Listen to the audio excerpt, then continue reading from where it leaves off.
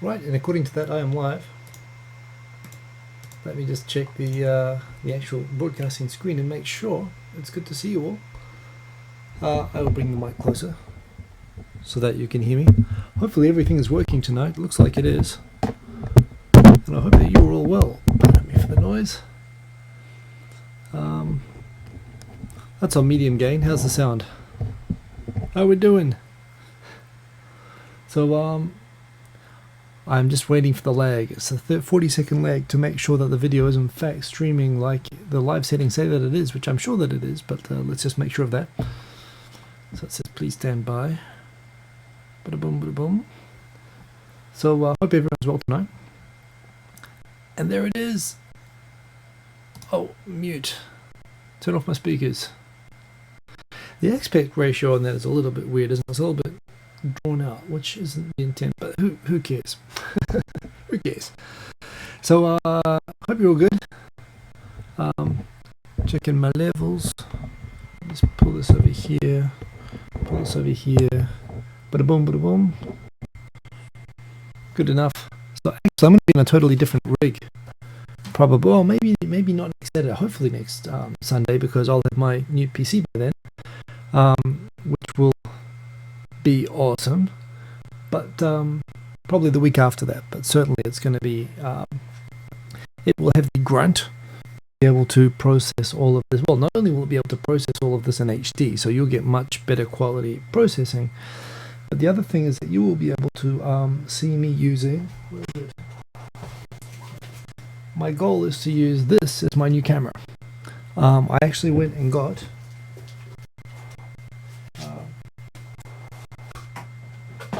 the Blackmagic Intensity Shuttle, which is USB 3 based, but basically it lets me put in HD video and it can stream in up to 60p.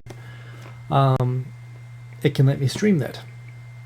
So yes, that's pretty sweet. So I should be able to do that with awesome sound and awesome graphics and no more of this messing about stuff from next week.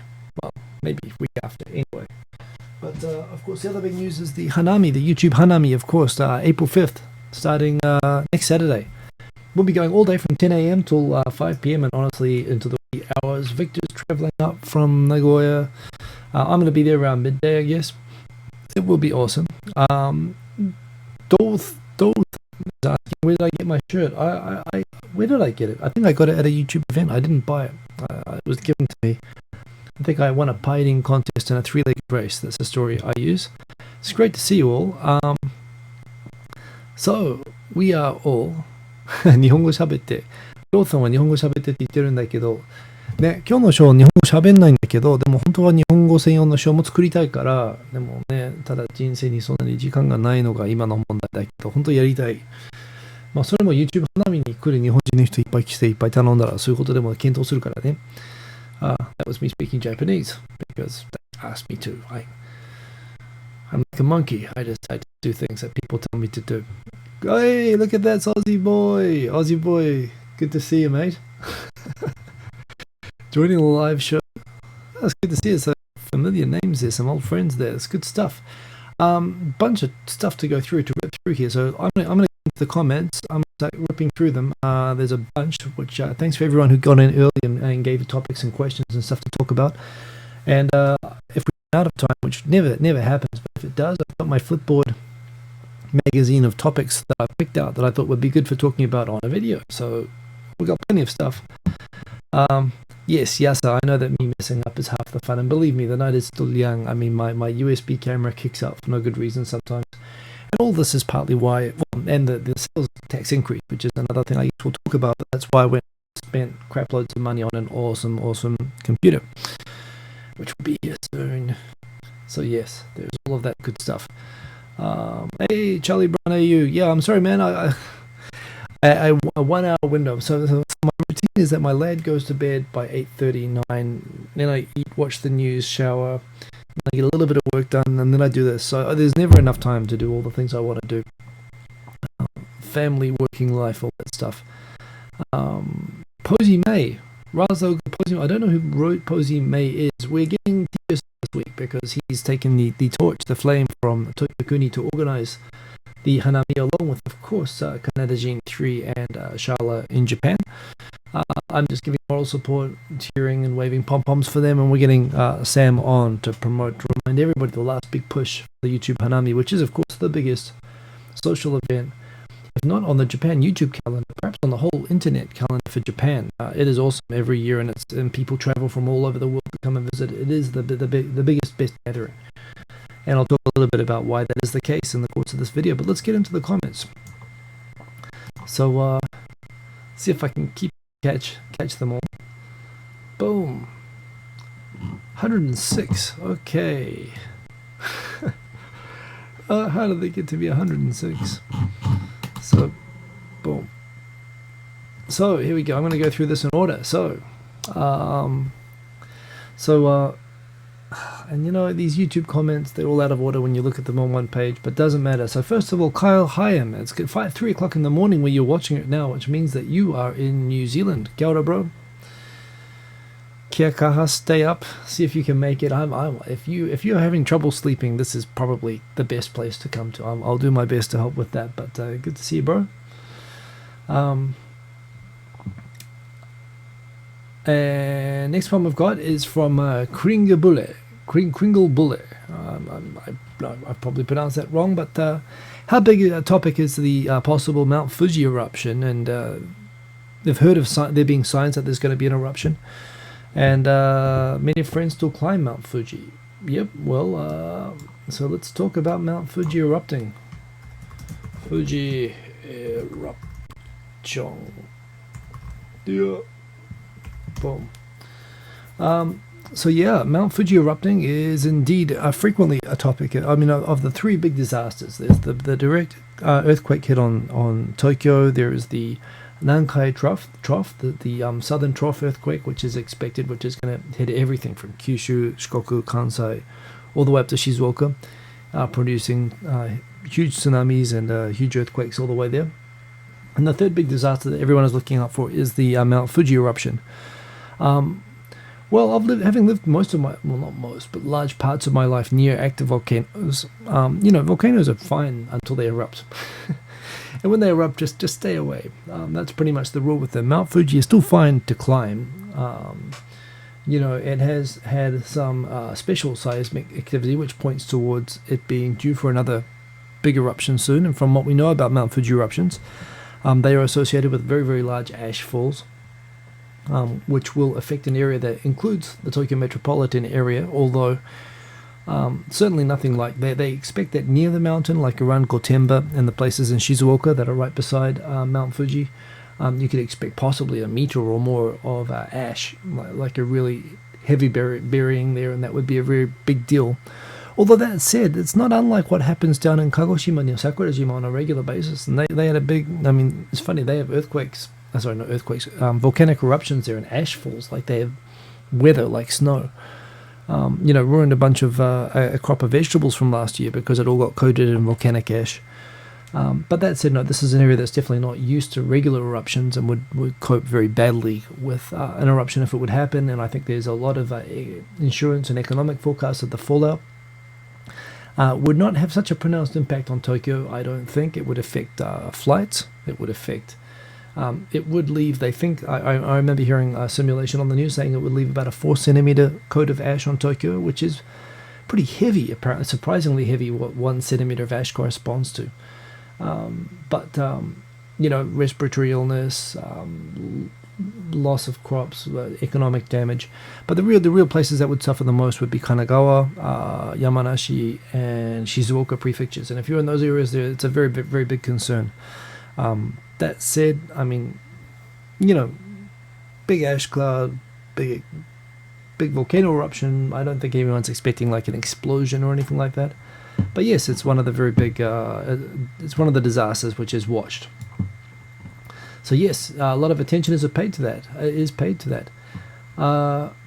KTL, great for you to come and join the live show. Great to always have you here and join in the discussion. Great to have you.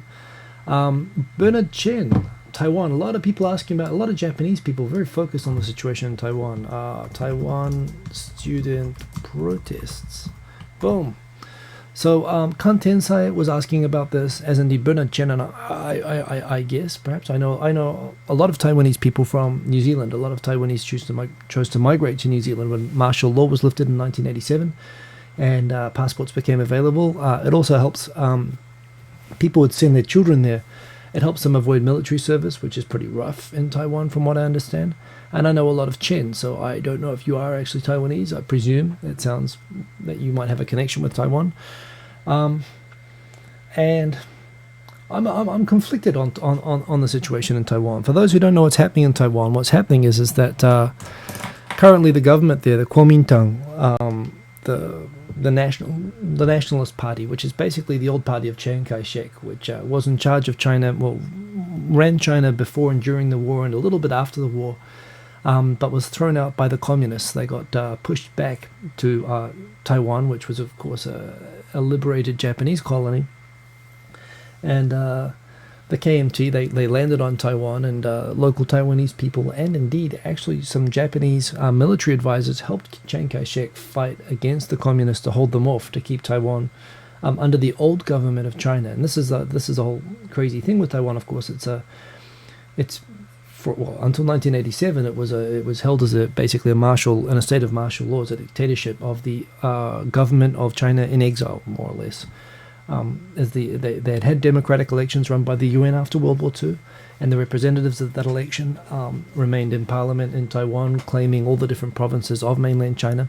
So, and indeed, they sat in the UN, I think, until 1972, as still as the legitimate representative of China, not the communists. Recognition switched after that. And so, of course, Taiwan's in this strange predicament that the majority of people who live there consider themselves primarily Taiwanese, but the government there is a government in exile from mainland China, and in the Constitution of Taiwan, it claims to be the Republic of China, the original government that still claims all of China. Since democratization has happened in Taiwan, 1987, I'm very excited by the fact that Taiwan really is it's proof that what the communists, that the PRC is wrong, that democracy won't work in Chinese culture. They're a thriving, strong democracy. They've had changes of government. The KMT has been and gone. There have been more pro-independence opposition parties. And what's been very interesting is that the KMT, there's always been a tension, as I understand, on Taiwan between mainlanders, people who are refugees who evacuated after the war from the mainland, and the Taiwanese people. Indeed, the Taiwanese people were themselves, I think, perceived to some extent as being collaborators with the Japanese. Indeed, it's pretty hard to find Taiwanese who have a lot bad to say about the Japanese. I mean, it's probably fair to say Taiwan's probably the friendliest country in the world towards Japan, which is kind of sad, because Japan is unable to recognize Taiwan as a country, even though it's got a lot of very, very friendly, close ties, both between people from the colonial period and indeed the period after that. So, getting to the point about what's going on there at the moment, currently, after a period of a pro-independence party being in government there, the mainland party, the KMT party, is back in power. And although the KMT has been defined by its opposition to the Communist Party throughout its existence, it is interesting that now they've kind of switched from that more to being rather than being the staunchly anti-communist party that we're going to march back to the mainland and take it back party. Now they're very much they still, I think, identify themselves often as mainlanders, and they're the China-friendly party now. They're the people who talk the most with China. China's very standoffish with Taiwan about ever declaring independence as the nation of Taiwan, and this is something that the current opposition, did for a long time. And indeed, there seems to be a large tension within the population of Taiwan between mainlanders who ultimately still want to rejoin China in some way, and Taiwanese who are torn, I guess, between those who also feel that they're part of China and those who feel that Taiwan should be independent. This has all been brought to a head because since the KMT was returned after being kicked out of government for a while, they returned to power, and immediately they made good on the promise that they were going to improve the economy by improving economic ties with China. And they've had something like 110 negotiations with the mainland since coming into power, and all this has come to a head recently with a special economic, a package of enhanced economic ties, which they brought into Parliament, basically causing a lot of, I believe they're reducing a lot of customs and they're increasing ties with the mainland. which is basically bringing closer the reality that Taiwan is a de facto part of China. That the governmentally, it's reducing the number of barriers, making them different, which of course has huge economic benefits for people in Taiwan.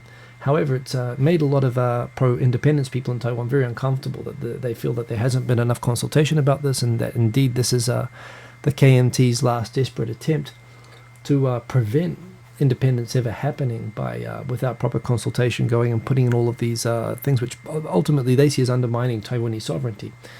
And this all came to a head that when they brought this into Parliament, hundreds of student protesters, pro-independence, or at least anti-KMT and anti-mainland student protesters came and blockaded the Taiwanese Parliament, and I believe they're still there. I don't know if they've been forced out or not, but they went and occupied the Parliament in a way not dissimilar to the kind of disruptions that's been happening in other democratic countries such as Ukraine and Thailand, for example.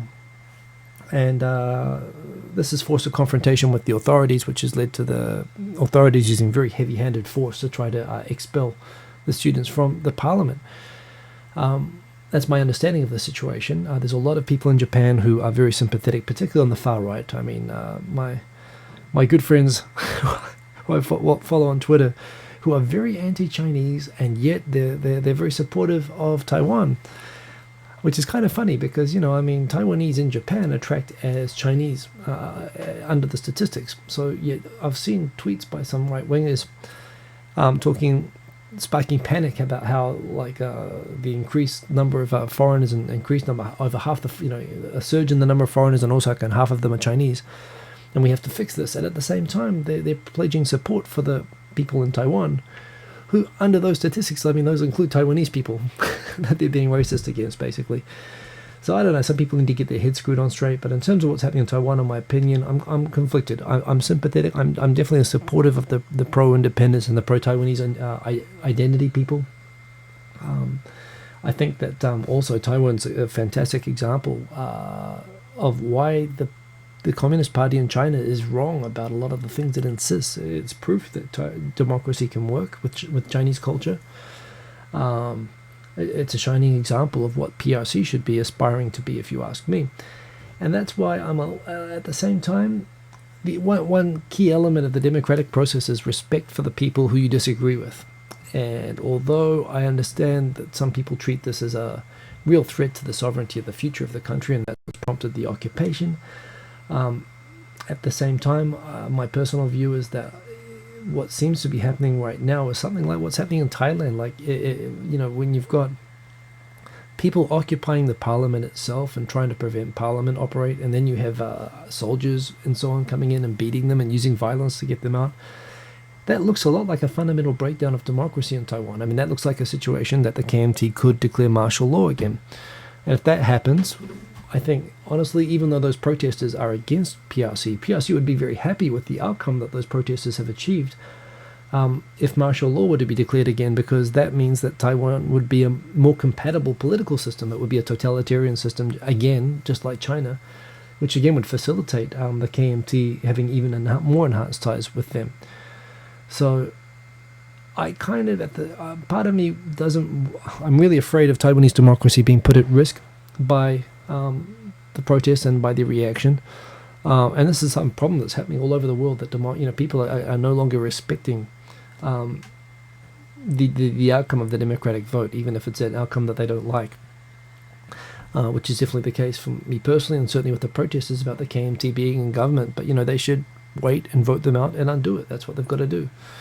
So very sad to see that violence being used against the peaceful protesters. I really hope that Taiwan, the government and the protesters, see the bigger picture and the need to not put the democracy there in danger.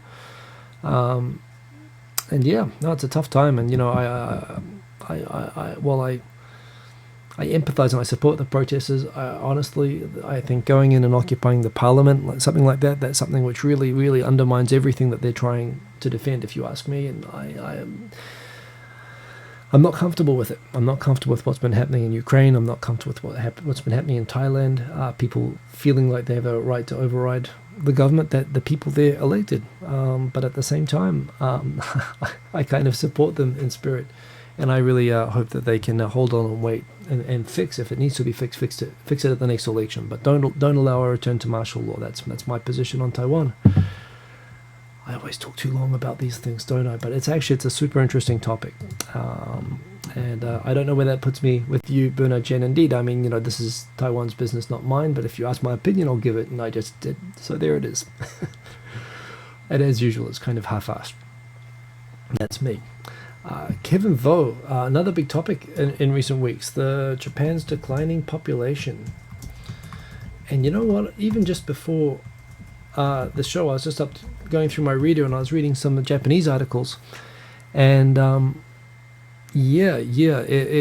was you can look at it simplistically. I don't know, a lot of people say, and you can say, and I've said this myself, declining population, fine, there's too many people anyway. It just means there'll be some more space, some more green, easier on the environment, less pressure, just relax, exactly, it'll just be better. And it's on a superficial level, I mean, certainly I think you can say that. And I've said that myself. But at the same time, it's a little bit intellectually lazy to say that. And it's a little bit like the climate change people who say, well, it's going to get 3 degrees warmer. Great. It just means the winters will be a little bit less cold, barbecues a little bit longer in summer. And that's not what 3 degrees temperature increase really means. And it's the same with the population decline. I mean, what it means in Japan is that Japan already has a situation where something like the average age or the median age, or very soon anyway, half the population is going to be like 60 years old or above. And what that means in terms of the distribution of resources in the society and the outlook for young people and the economy.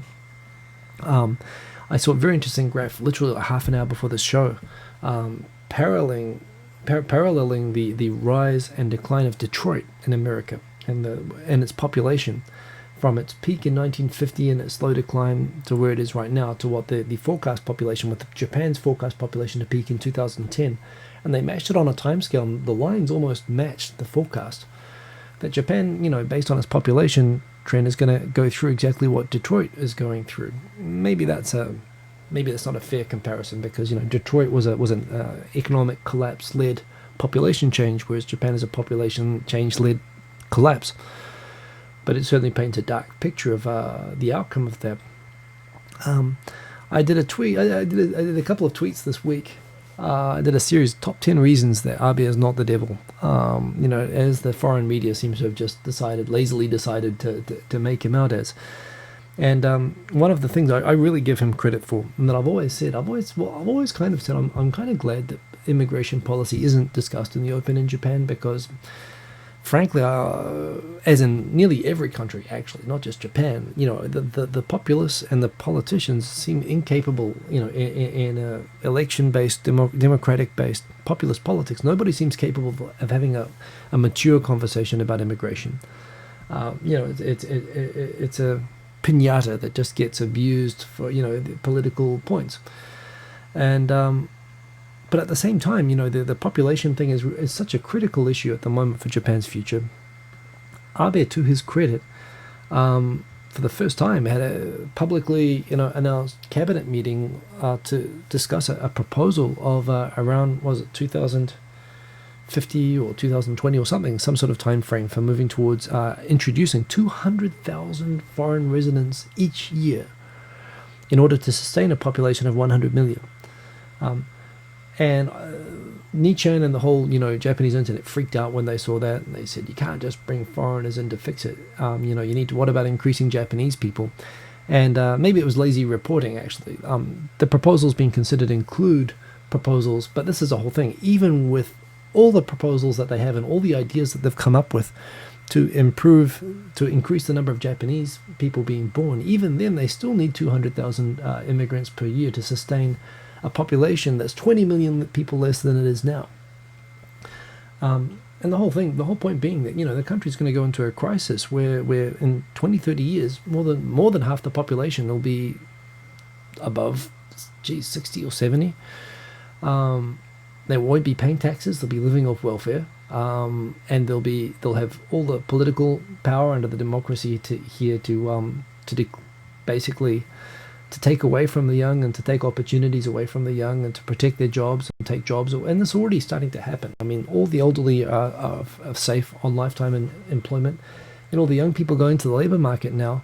Those who can find jobs, and many of them can't find jobs, those who can are getting jobs on temporary, contracts where they're the first to be laid off if there's any trouble, and all the elderly are locked in, and that's politically, to pass a law that favors youth employment, for example, over elderly employment, would be political suicide because they're the majority of the electorate.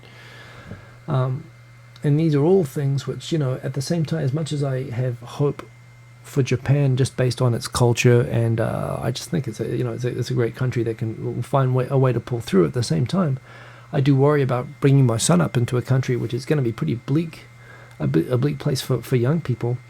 And that's going to be a self-reinforcing and self-sustaining decline when all the money is going towards looking after the elderly, and young people are being abandoned, and they will leave the country. I mean, that's going to be the only option unless they can bring in young people from elsewhere to work and sustain the economy and to sustain the welfare state for the old people.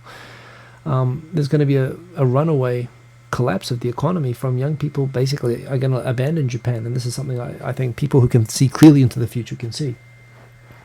And when those young people leave, they're going to get less tax, and the elderly are going to be living in Detroit. That's what's going to happen. Japan could easily turn into Flint, and they have to think. If you think it through, it's not a simple matter of having more space. It's a real demographic mess, and it's great credit to Abe on lots of things. I mean, the fact that he was speaking Korean to the Korean president, who didn't even want to make eye contact with him and tried to fake an illness to avoid having to meet him face to face because everyone's got him made out as such a bad guy. But his wife is a huge culture buff, and he speaks Korean. He's been asking for a summit with Korea and with China the entire time. He's the most vocal PM ever on increasing women's worker rights and increasing women's economic participation. He's categorically ruled out recanting these historical apologies and the comfort women statements and so on, in spite of everyone expecting that he was going to do that. So it's funny, he's proven through his actions to be a great liberal prime minister, and one of the more liberal, more than the Democrats were, for example. But he kind of gets no credit for it because he's made out as the devil, and that's what I made my little tweets about, and I put it on Facebook, and it was kind of fun to see the reactions to that. But this is one of those things, the population thing. It's going to be really, really tough, and credit to Abe is one of the few people to bring the debate out into the open. I was always happy to leave it behind closed doors because I figured that the bureaucrats who make the laws in Japan would understand the best thing to do and understand the need not to upset that by bringing it out in the open. But Abe's leading the debate, and credit to him for doing that.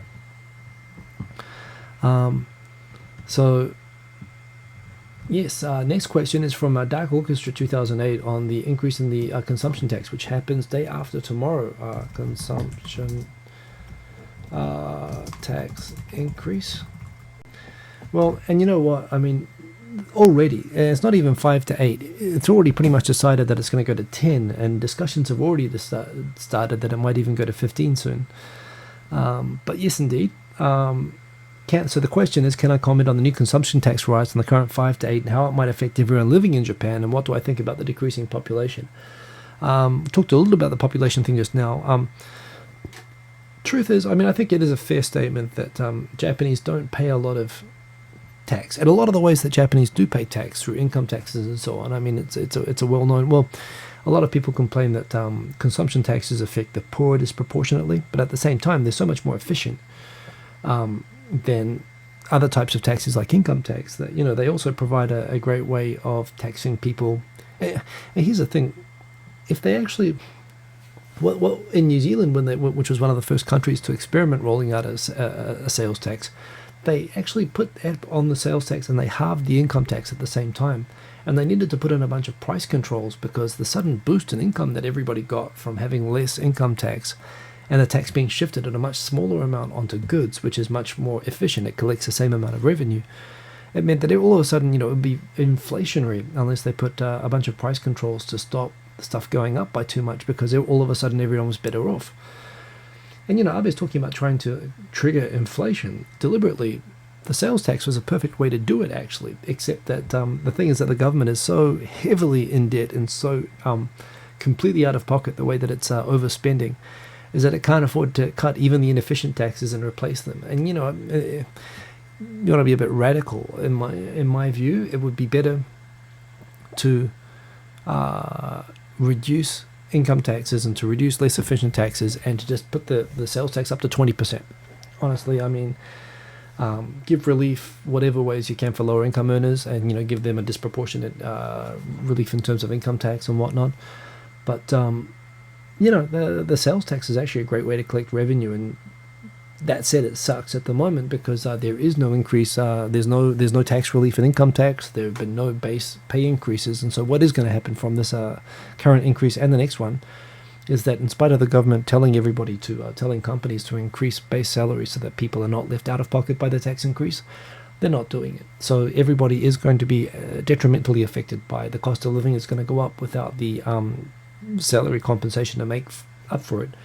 So people are going to be poorer. But there again, the whole reason that the sales tax is there in the first place is frankly that Japan as a country has been living beyond its means for like 20-30 years now, and it has the highest per capita debt, I believe, of the entire OECD, much more than Greece, for example, which collapsed. And there are countries which have collapsed under like a quarter of the per capita debt that Japan has. So in the end of the day, Japan can't really go on pretending that it can enjoy the same low taxes and economy. This is another thing I guess people are coming to terms with, but it does mean that everyone's going to be a little bit poorer, and they will continue to be poorer. I really hope that at some point, especially if they consider the 10 to 15% increase, that they will temper that with tax relief. But there again, when you talk about the declining population, it's not just the declining population, but it's the change in demographics.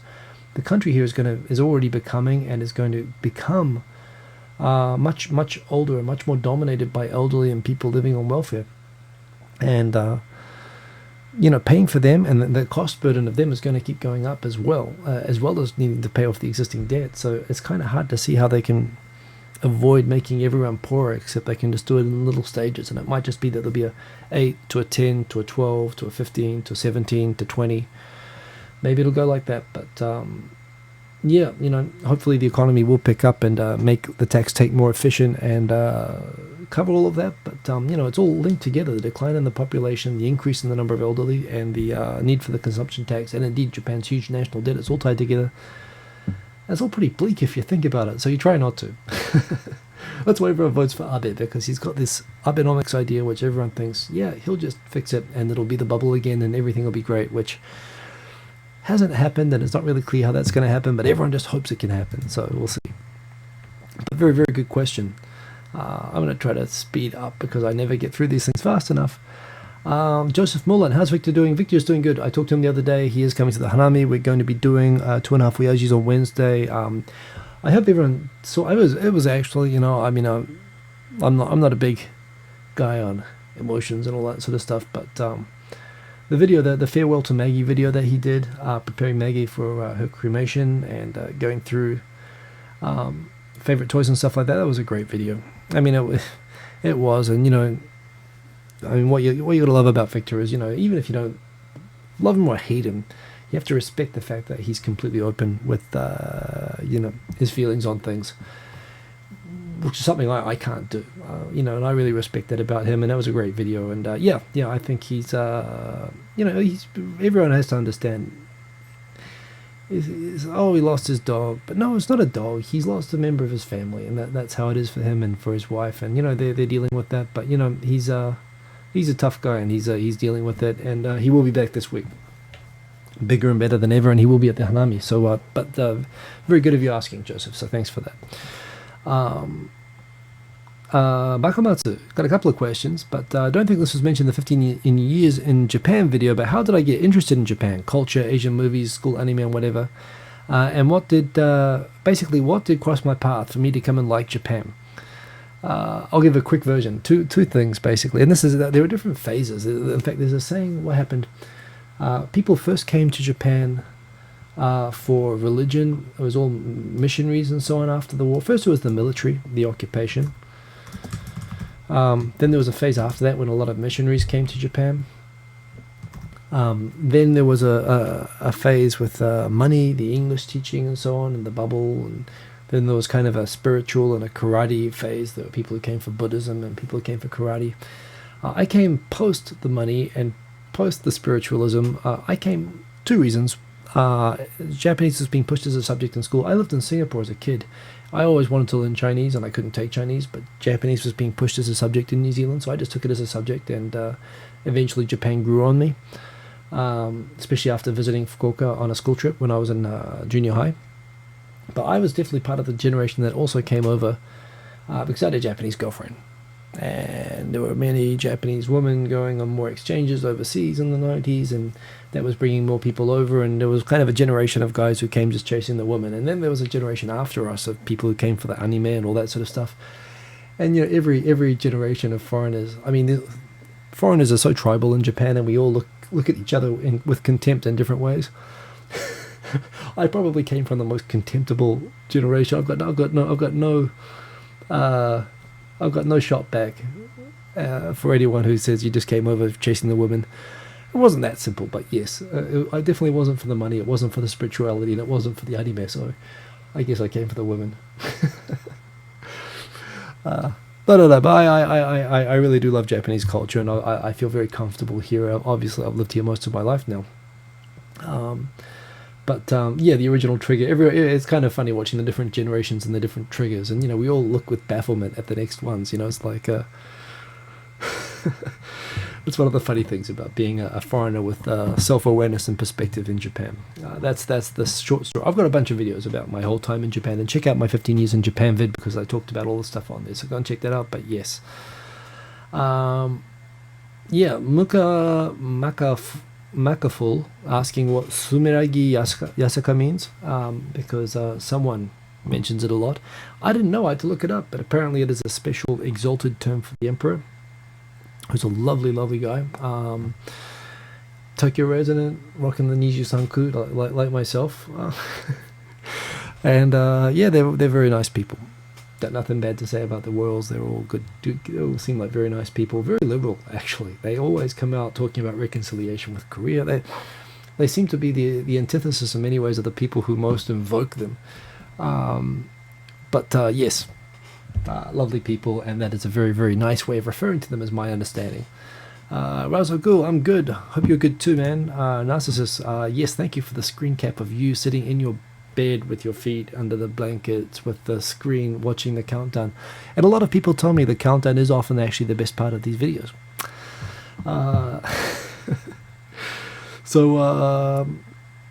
Charlie Brown, hey you, good to see you, man. Sorry again, I can't talk, but yes. So what do we got? We've got the population thing. I think we covered that already. Would there be work for a foreigner fixing PCs or sound engineer in Japan instead of teaching English and whaling? Jobs in Japan. Yeah, I know plenty of people, foreigners, who do stuff like that. Lots of jobs in tech-related fields and IT-related fields. You should be able to speak Japanese if you want to work with Japanese people, but there's plenty of jobs in IT for foreigners and foreign companies as well. There's people who do it, so it can happen. Getting a visa is the problem, of course. To get a visa, yeah, you should have Japanese ability, but there again, if you've got some of that, there's certainly plenty of people who work in sound engineers. There's an industry for it, just provided you're good enough and you can back it up with objective qualifications. Plenty of jobs like that. Question by Donnie Snow asking about the Facebook acquisition of Occulus. Indeed. FB acquisition of Occulus. Did I spell this right? I don't know. I spelled it with 2 C's. I'm not sure if it's 2 C's or 1 C. What do I think about that? There's two views on this. You think of all the people who donated all of their emptied their piggy banks, and to donate to have a piece of this big folksy Kickstarter campaign for a really, really great attempt, a really, really convincing campaign to put together a viable virtual reality for the home platform. And all of a sudden, Mr. Big Fat Cat comes up with his cigar and his Rolls Royce and says, forget about it, plebes, I'm taking this thing over, and buys the whole thing out. And a lot of people feel like, that was the company we all owned and were setting up, and this discredits all people who give money to Kickstarters, that they're all going to be made irrelevant.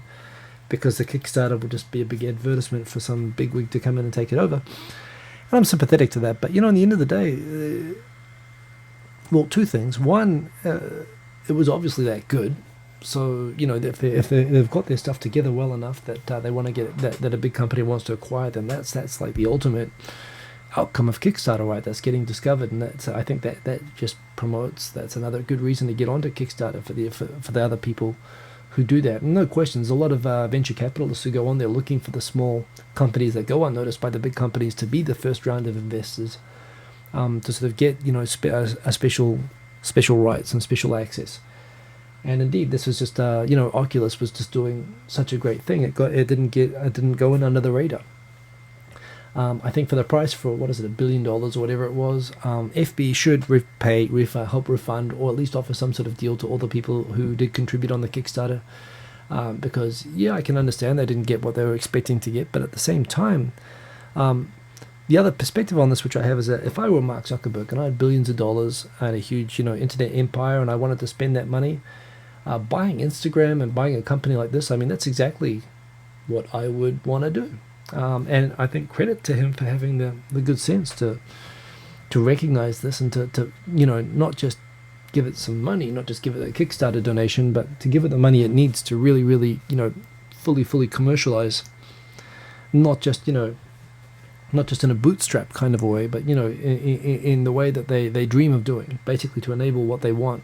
And what they want, what the vision of that company clearly is for a really viable, in every single home, $200 to $300, you know, commercially viable price for a world-beating virtual reality platform. And that's kind of awesome, and I really want to see that happen. A lot of really, really cool stuff has been happening in the VR space recently as well. Of course, there's the Valve operating system, who indeed, I think one of the top guys in that has actually now switched to Oculus. And this is what you get when you have $1 billion. You can hire people who are going to make your project a success. There's also a very interesting thing from an outfit called VRASE, which sounds like VRs to me.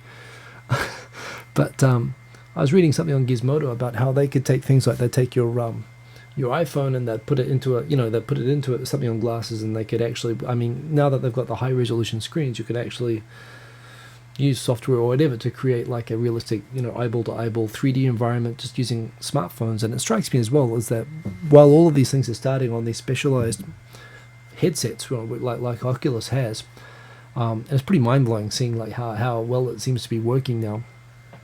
And of course there are problems with using like generic third-party hardware to try to do this sort of thing. You know, you get lag and so on with the head movements and stuff. But you can see obviously as the processing power on these things improves and the screens improve, that's obviously where this can go. I have a feeling that virtual reality is another thing that we're just going to do with our smartphones, that we're just going to have a holder to put on in front of our eyes. And who knows, and there'll be things like, you probably get mixed virtual reality. You'll have things like transparent glasses and Google Glass things with like displays in them, or perhaps displays which can take over the glasses. I can see all sorts of really, really cool things that when my lad, who's 4 years old now, is 15 years old, all this stuff is just going to be everywhere and awesome. Maybe scary, but, you know, what's the point in being scared? It's going to be there, so you might as well embrace it. And I think, honestly, for making that a reality, people have been waiting. You think about the 2015 from Back to the Future 2, and you know, even last year, going through all the things that were real and that weren't. You know, no flying cars, no hoverboards, or whatever.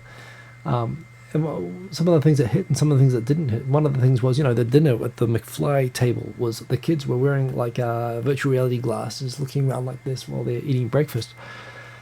And that's one of the things which didn't look like happening. But now Zuckerberg's put $1 billion into Oculus Rift, and who knows, by next year, by 2015, the very first generation of those machines could really be going around, and kids could be putting them on their faces. So I don't know, I think it's super awesome, actually. At the end of the day, you know, I'm a capitalist, and, you know, capitalism, the way that they reward good things is by burying them in money like Scrooge McDuck, and that is what Zuckerberg has done, and good on you, Oculus. I'm sure I spelled that wrong. I'm looking at it again. It's definitely 1C. Yeah, what can I do? Good question by Sasuto Takihawe. Why do Japanese suck at diplomacy? I've talked about that one before. Am I skipping people? There's You're Awake. You know what? I have a little bit. God, I'm never going to get through all these comments. Okay, what are my favorite kotowaza in Japanese? Atate kudakiro. That's my favorite one. Go hard or go home. That was like my... Although I don't know a lot of kotowaza. And if you're learning Japanese and you really want to impress Japanese people, and you've learned all the kanji and you've gotten through all of that, kotowaza is like the last bastion. And, you know, they're like proverbs, Japanese proverbs. I've got billions of proverbs in Japanese, and I've never really taken the time. But yes, if you learn proverbs, if you want to beat me at Japanese, learn lots of proverbs, because that's my weakness. That's my kryptonite. Yasa talking about Oculus, and yeah, I spelt it wrong. I know. Anyway, so yes, why does Japan suck at democracy? Freudian slip there, but that's true as well. Why does Japan suck at diplomacy? Will it fit in before the little avatar? It does. It fits. It's awesome.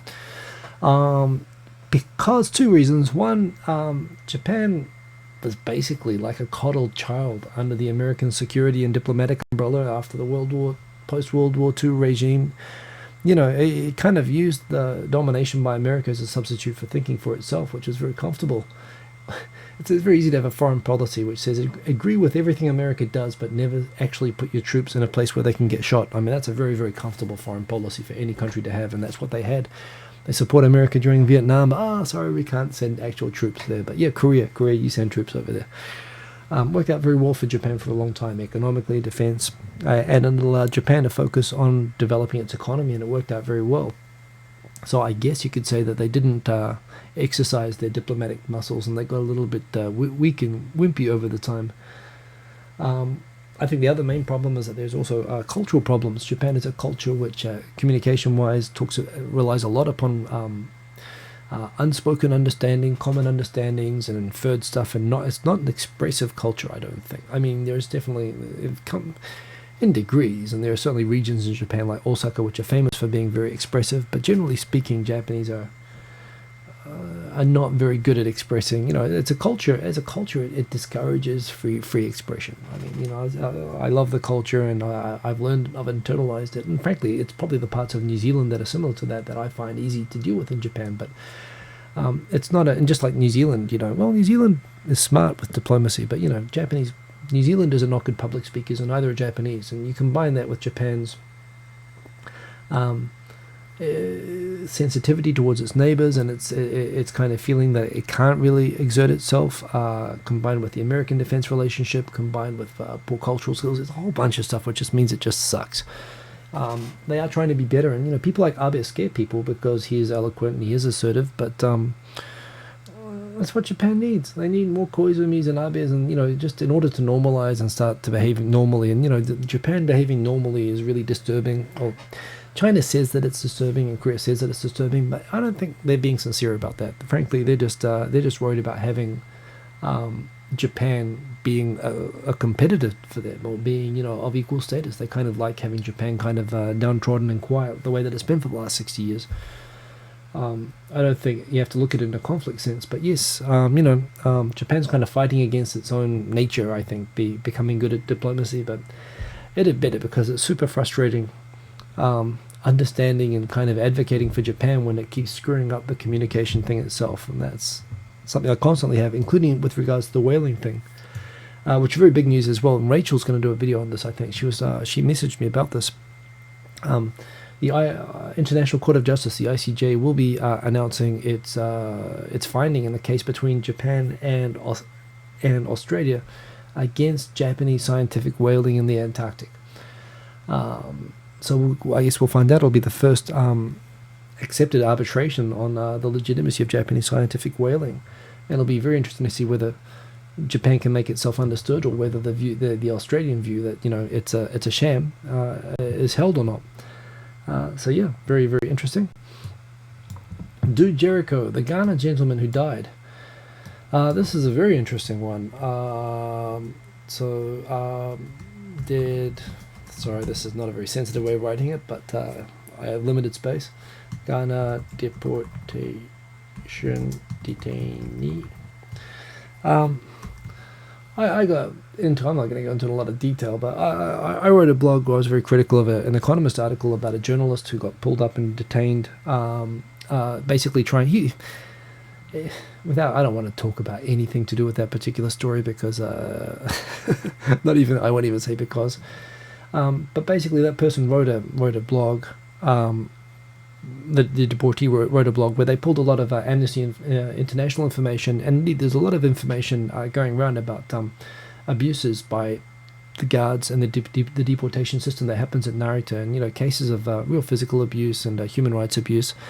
And Amnesty has been on Japan about this, and this is a case like that.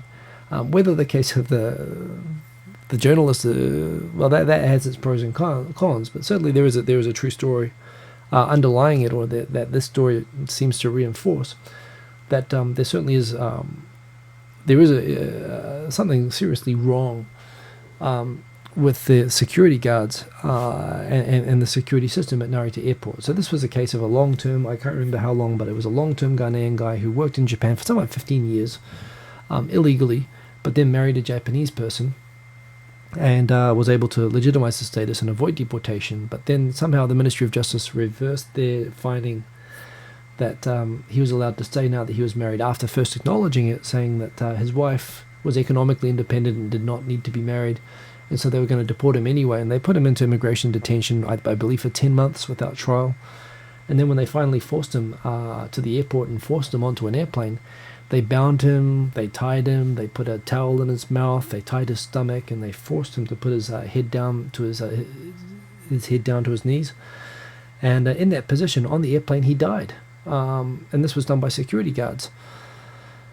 So the whole reason that he was deported was BS, frankly, and the way that he was held in detention without trial or without hearing for 10 months, and then basically he was murdered by these two guards, and it was murder, no question. I mean, the way that I read the facts anyway, whether you call it manslaughter, whether you call it a lesser degree, fifth degree murder or whatever, the physical abuse of those guards, which was definitely not called for.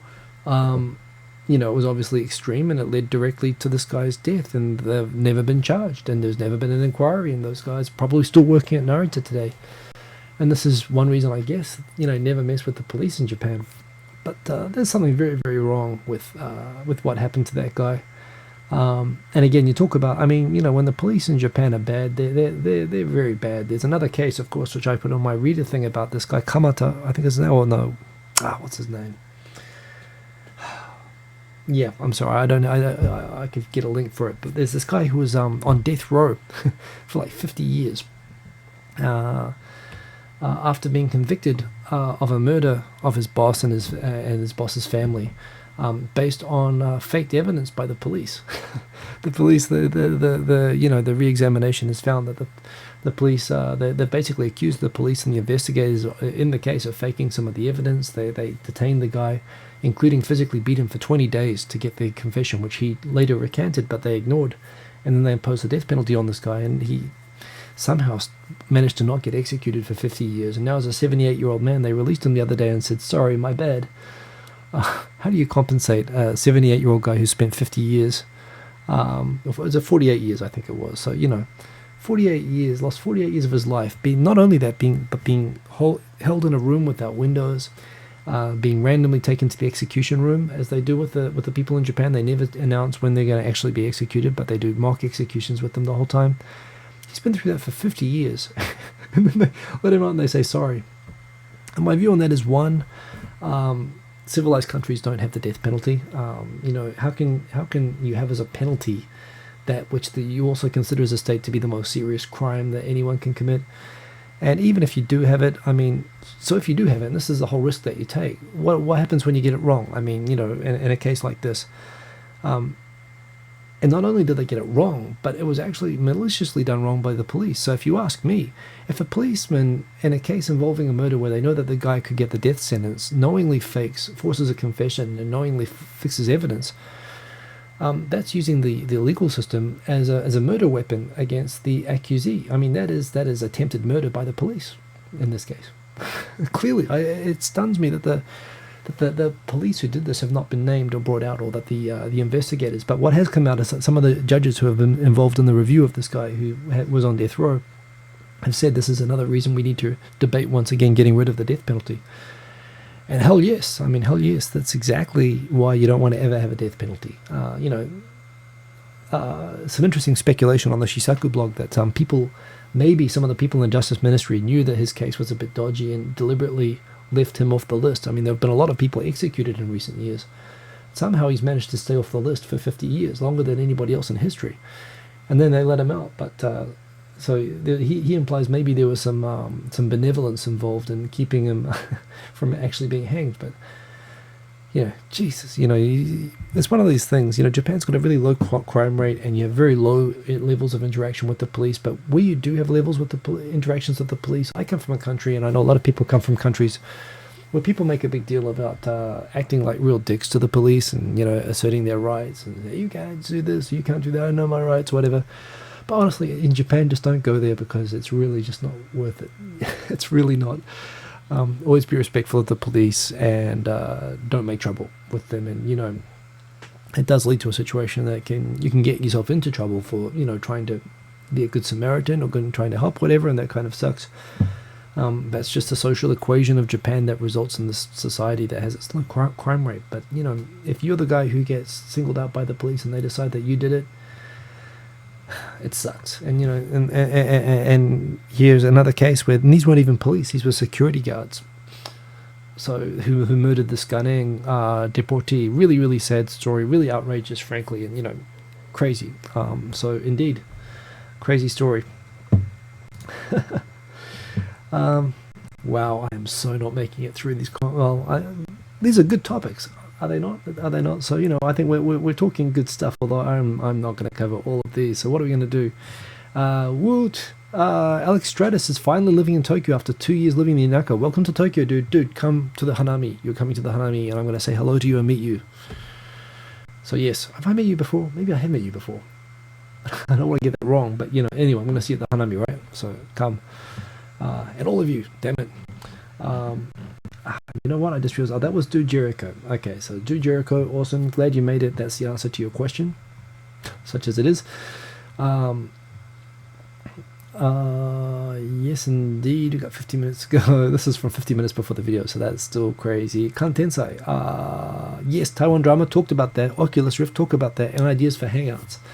こんばんは。ちなみにハンガウト残ってるのはハンガウトだけまだカバーしてないんだけど、唯一僕は頼みたいのはsuggestions for YT not YT Hangouts. Boom. Suggestions for YouTube Hangouts. I want to see comments, the YouTube comments with no lag, live in the Hangout window. I don't want to have to open another YouTube screen window, and I want them to appear sequentially so that you can do everything. You lose a lot of bandwidth opening two video things. That's the main thing I want Google to sort out. And next time I talk to Google people, I'm going to grab them and shake them and say, with those Hangouts, show the comments in the window so that we can react to them, so that it's not just, I think they've got an idea of the Hangouts as being a group chat, but they're only thinking of the participants in the chat. They're not thinking of it as a broadcast medium of having the chat like this, of me with you guys through the comments. And I really want them to incorporate that into the Hangouts. That is my suggestion. I'm going to move along. Razo, good. You've got hiccups. If they're still not fixed, take a really deep inhale, a lot of air, fill up your lungs, and then swallow as hard as you can. You can use water for it, but swallowing as hard as you can. Do it 2 or 3 times. Hold your breath as long as you can, inflate your lungs, and then swallow, and it'll fix. I know the cure, now you know too. Use the information wisely. But I mean, what else we got here? We got Stabuya, to drink coffee after brushing teeth or not to. Well, you're gonna drink coffee sometime anyway. Just brush them again later. It'll taste like crap, but honestly, coffee tastes like crap to me anyway. So there you go.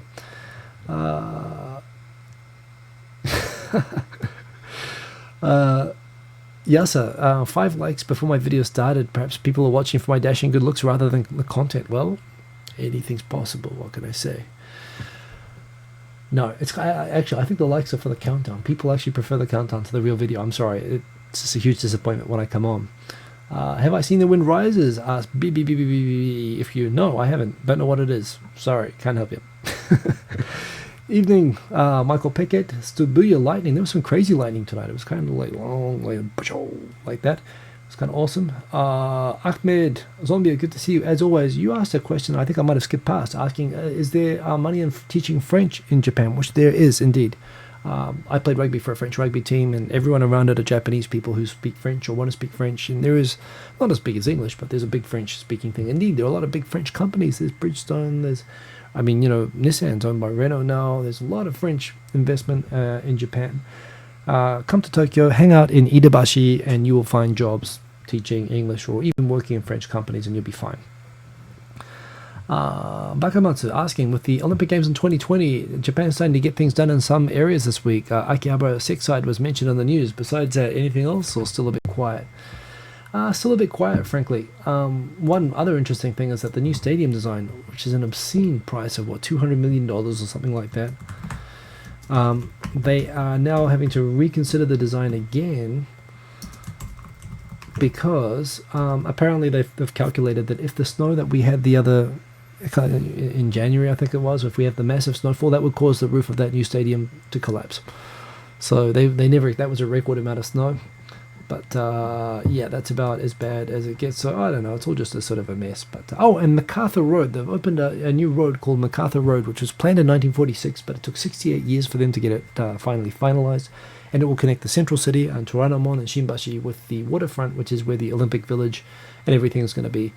And I think it's kind of awesome that there's a street in Tokyo now called MacArthur Road.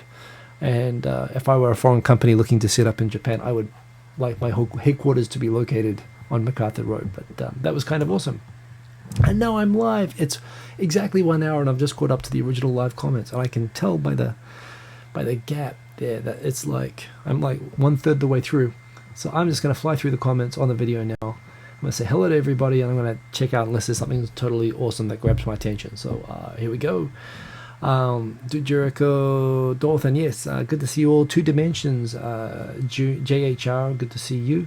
By the way, I'm sorry as well, these comments kind of move and refresh and stuff. It happens, I just skip some people sometimes, and I apologize if that happens. But where did I get my shirt? As I said, pie eating contest and three-legged race. It was pretty awesome, rough day, but William Brisbois, good to see you, dude, or Brisboys. I know that's how you like to call yourself. Old mate, good friend, good man.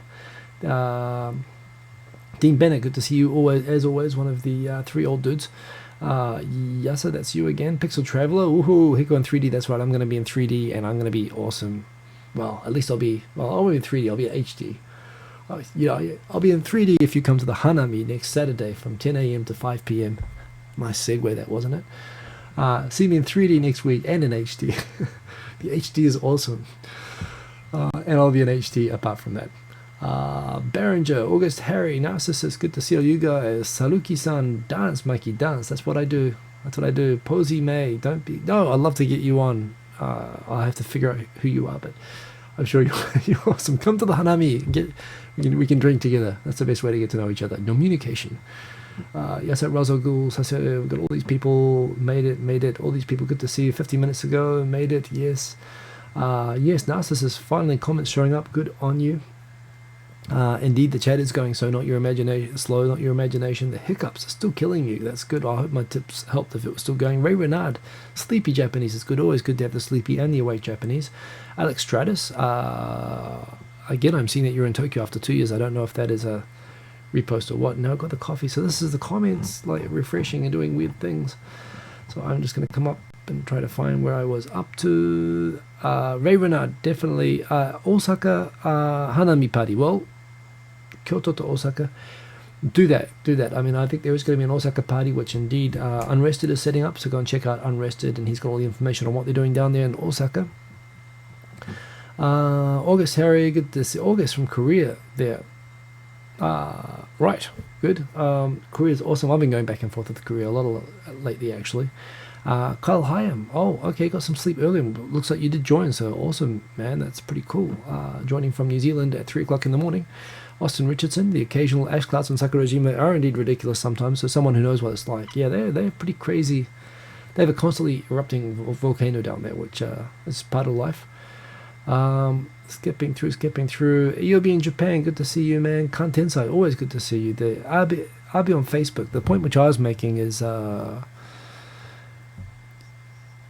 yeah. I mean, and by the way, and Kantensai, like you say, here's the thing. I'm not an Abe fan per se. I was also a bit skeptical about him taking the helm, but at the same time, I like to try to give him credit for his record. And what I find very interesting about his record is that I find many of the people who invoke his name, the far right-wing people who invoke his name, like, we have to get the foreigners out, we need to vote for Abe. I'll say, well, look, Abe, he's going to bring in 200,000 foreigners. He's the man.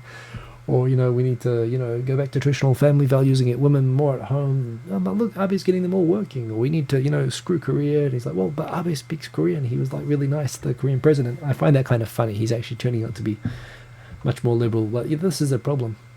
The actual liberals are always going to hate him, and the right-wingers are going to be just confused by him. But that's okay. I can recognize. That's why I try to be nice about that.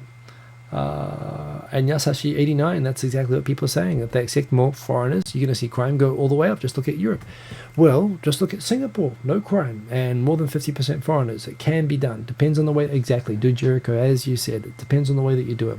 The foreigners thing, foreigners does not equal crime. I mean, it's not like Japan doesn't have crime on its own. But indeed, if you do it the wrong way, and Europe's done a lot of things really wrong with immigration, certainly that's an outcome, and that's something that Japan needs to really study and avoid.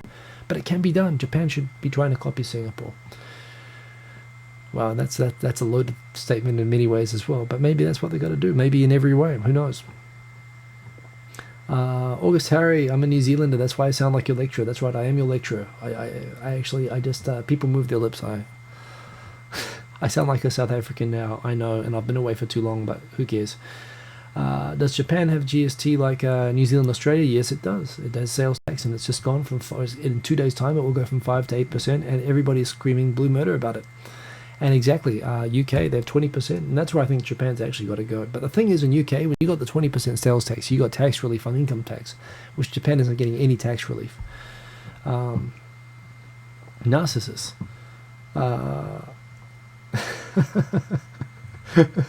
I'm gonna pretend I didn't read that extremely funny comment mocking my accent in a completely inaccurate way that implies that you're an Australian, but I'm half Australian, so I won't hold it against you. Bakamatsu, all these people are gonna raise alcohol. The video, indeed, Posime, the Victor video was awesome, and it kind of choked me up. Poor pup, indeed. Nick Smith asking, how do people treat South Africans? I've got South African friends here. Japanese don't have a lot of awareness about South Africa. I think there's a superficial awareness of Mandela and apartheid.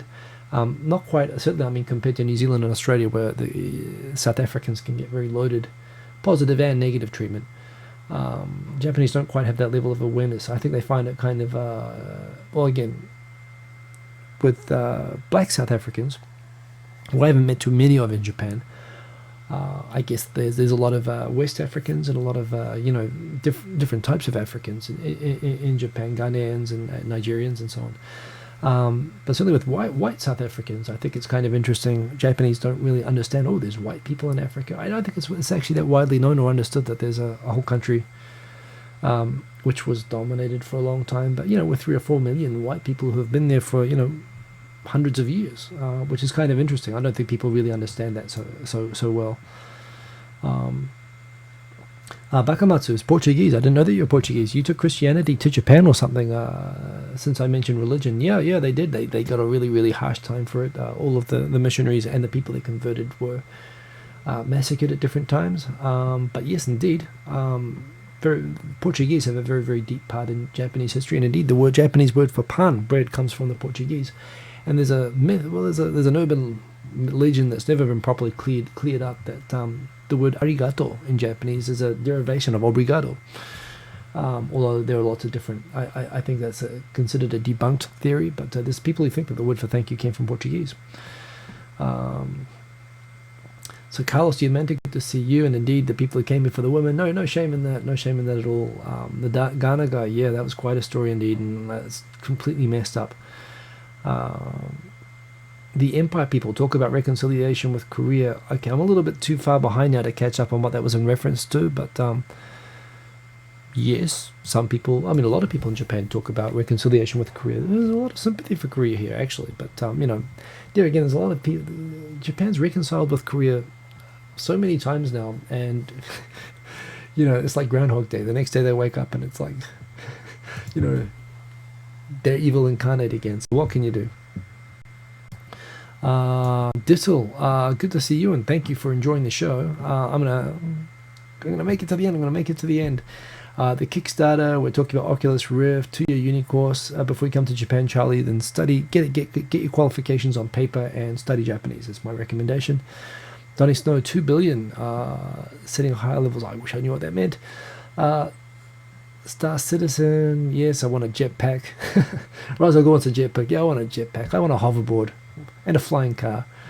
Sony indeed are releasing a VR set in 2015 as well, which will probably be just the same except more expensive and have warranty issues. Pardon me. Guys in Smash, Kickstarter is not a stock and equities broker.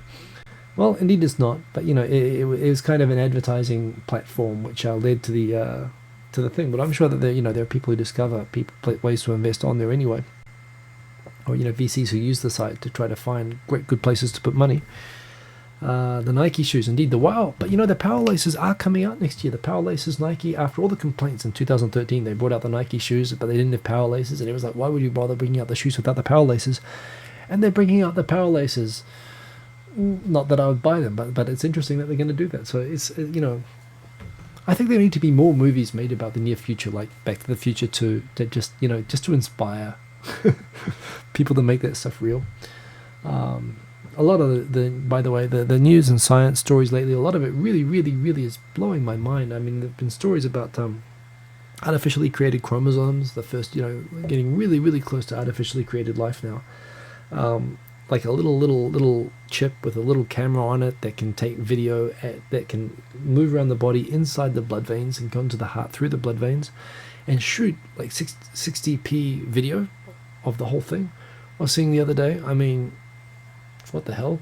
I saw another thing the other day about university study that could reconstruct faces. Like if they showed people pictures of faces, and then they'd tell them to imagine the face, and they could actually reconstruct based on the brain waves the face that they were thinking of. I mean, literally reading brain stuff, like reading minds from people, what they're thinking about faces. Like they're getting to the point now where they're starting to be able to recreate images out of people's minds. With 3D printing is going with stuff. I mean, the whole idea that we could be in a point, even when my kid is still in high school, that you could put on a little cap and imagine something and print it on a 3D printer. Is insane. But that's the near world that we're in. I mean, I can't even imagine. Make a Back to the Future 5 or something like that now with all of the stuff that's flying around now, and challenge everybody to make that a reality within 20 years. Be awesome. Anyway. Hakamada, that was his name, Hakamada, and yeah, he got really screwed. And 250,000 yen for every year in prison. Is that what he got? Is that all that he got? 250,000 yen. That is basically $2,500 for every year in prison. He should get like $250,000 for every year in prison. I mean, what do you pay a 78-year-old who's going to die in a couple of years anyway? Oh, yeah, and that was just, that's the Hakamada thing is really, really shocking. Go and read about it because it's really depressing. But between that and the Ghanaian guy, it's just, and Stubuya says proven guilty. And, that's the way the system here works. And Claude Speed, the final one I'm going to take, and it's an interesting one. Do I have any worries about my son facing any bullying or discrimination as a result of being half Japanese? Well, I wouldn't say I have no worries about it. In fact, I've read, and you do see it and you do hear about it, but there again, my kid's he's in central Tokyo in a very cosmopolitan area. He goes to a Japanese daycare where there are, in his class, like 3 or 4 fully foreign kids and a couple of other half kids. So it's a different age to my age. The people who I know who are half, who grew up in Japan and had problems, were often the only kid in their class or even in their whole year at school. It's now going to the point that there are a couple of halves and even a foreigner or two in every class. At least in central Tokyo. So I wouldn't because of that, I wouldn't really consider living outside of Tokyo, and I'd be aware of his environment. But he's a very, very well adjusted, never had any problems. he's probably going to become aware at some point. I know that guys like Kurt had issues with this with his daughter, but at the same time, he lives in a very, very rural area where, you know, he and his family are always going to stand out a lot, where I don't stand out. Even me, I don't stand out where I am. I never get special attention, at least not unless I go like way out of Tokyo, or I'm in some sort of special environment. You're just going to get it every now and then, but, you know, not really discrimination. Honestly, if there's anything about half kids, they tend to get just kind of put on a pedestal, if anything.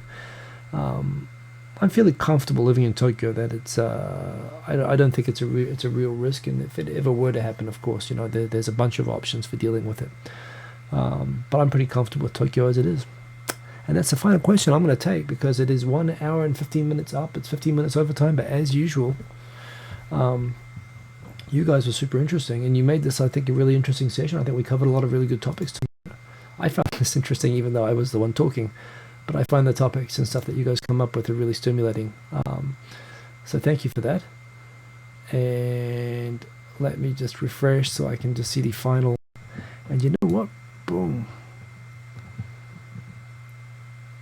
And I can see now a bunch of videos, a bunch of comments that I could not see before.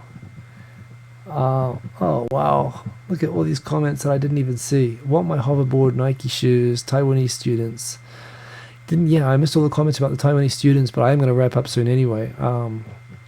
Talking about the power laces again, the Shunikyo stuff. Shogunzilla is asking, they're very slow. I mean, yeah, exactly. The Shunikyo guy. Well, actually, Asahara was put to death last year, I think. He was actually put to death. But yeah, a lot of them, again, they don't get executed very often, which is, I think, a good thing, because I don't think there should be a death penalty. As indeed some other people seem to agree. I'm sure some disagree as well, and that's fine. Hanami, Diamante, exactly. August Harry, thanks for telling Carlos Diamante what Hanami is. Hanami is cherry blossom viewing. The cherry blossoms are currently blossoming, and it's awesome, and people go out and drink sake under those. It'll be awesome. Will Random Yoko ever be on 2.5 Oyajis? She wouldn't have us, and I wouldn't have. She's one. I would have anybody, actually. But no, she doesn't like me. She doesn't want. Well, she's a couple of times said I should not talk ever about Japan or Japanese politics, and she thinks I'm anti-Japan. What do you guys think? Do you guys think I'm anti-Japan? She thinks I am, and honestly, I don't care what she thinks, because she's not fully there, if you ask me. We've all had rough breakups, but I didn't actually go and become a political extremist as a result of it. So yeah, shouldn't have said that, but honestly, she said some crazy things about, like, for example, she couldn't. What really offended me, the thing that really wrote her off for me, I'm sorry, I was tweeting with her in Japanese, and she was talking once about how if she had a mixed blood kid, a kid with mixed blood, she doesn't think she could trust her own children if they weren't like pure Japanese blood. I mean, how messed up is that? Honestly, she's got issues I can never help her with on 2.5 Oyajis, although I'm sure it'd be very fun. We had Propaganda Buster. Excellent, great guy, and he got kind of beat up by the Japan Times, and he did a great response to it. And this is the thing, you don't have to agree. I mean, I'm not asking to agree with people who come on. I prefer people who come on that I disagree, but who can do the argument, have the discussion in a respectful, interesting way. And that's what Propaganda Buster did, and he kind of won us over, at least for the fact that he's a respectful, good guy. But yes, I'll never catch up at this rate. Well, I'm kind of catching up, but we're talking about samba stuff. There's Meltus Almeida. Hey, good to see you. That's a good Portuguese name there. Hugh Tran question, what got me into Japan? I think I answered that earlier, but yes, check out my 15 years in Japan vid. Indeed, thank you for saying that for me. Kickstarter. Austin Richardson, the cool science stuff. This 3D printed skull was incredible. I thought that was incredible as well. That's another thing I was thinking of. And that's it. I don't know if I'm fully caught up, but this is a really awesome show, and thank you all for joining. If you liked, please click on the like button, because that tells me that you like. And honestly, I know that I got like half of those likes before the video came on, and it was just the countdown vid. And I know people like the countdown. I like it too. I actually like coming in watching the numbers, and so disappointing when my face comes and replaces the screen, but we all have to compromise sometimes. Great of you all joining. Great conversation. Pancarta varanda comes from Portuguese. Says the man from Costa Rica. See, I know where all you guys are as well. I recognize these names. But thank you all, and check us out on Wednesday. We're getting Hikosaemon onto 2.5 Oyajis. Victor's going to be back for that. We'll be previewing the Hanami party, And next Sunday, I'm going to be back, hopefully, on an awesome, high-powered computer. Probably I'll still be on this one next week, and then the one after that, the Sunday after that, I'll be on the awesome new computer. But that is it. So have a good week, everyone, and peace from me. Boom. I have to end this now. Ending it now.